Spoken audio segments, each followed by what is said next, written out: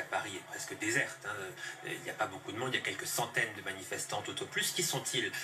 Ce sont ceux que j'appelle moi les palestinistes, c'est-à-dire ceux qui se regroupent traditionnellement sur cette pauvre place de la République qui, depuis 2 ans maintenant, porte malheureusement si mal son nom.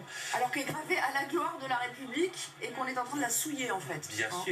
Bien sûr, cette pauvre place de la République qui effectivement n'a pas mérité ça, mais les Français, les Parisiens en l'occurrence, n'ont pas mérité cela, parce qu'il faut voir ce qui s'y passe, et il faut voir les slogans qui sont criés chaque semaine sur cette place de la République par ces palestinistes qui brandissent le drapeau palestinien, soit aux Français, et bien il est immédiatement pris à partie, et on a entendu le témoignage de cette manifestante tout à l'heure, parce qu'elle a osé sortir un drapeau français, elle a pu être exfiltrée de la manifestation. Donc ce sont des palestinistes, encore une fois, qui sont là pour crier leur antisémitisme et leur haine de la France. Oui. Ah ben justement, cette dame à laquelle vous faites référence, on a retrouvé la séquence où elle raconte pourquoi elle a dû sortir du cortège et elle le dit sans embâche, c'est à cause de son drapeau. Écoutez. Plus de moyens pour l'université, enfin vous voyez, on est revenu à cette espèce de gloubi-boulga informel où finalement le but est simplement de sortir, de démontrer sa force, d'en découdre avec les forces de l'ordre, avec toujours cette espèce de mélange de petits bourgeois, de petits-fils de bourgeois en quête d'adrénaline, de marginal qui se vengent sur la société, et au milieu des députés insoumis qui tranquillement soufflent sur les braises